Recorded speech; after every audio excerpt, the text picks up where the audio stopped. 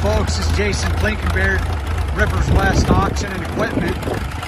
I'm in Missoula, Montana today, and I've got a showpiece here, a 1937 McCormick Gearing Farmall F12. It's got the International Harvester 1.9 liter 4-cylinder engine, 10 to 12 horsepower. It's got the factory wide front end on it. Not very common with these row crop tractors.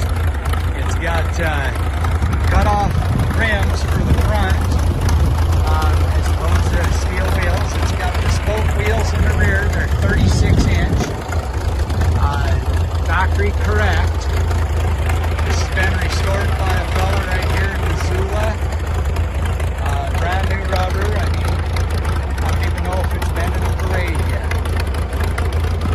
Got the drawbar, PTO shaft. It's got the pulley shaft.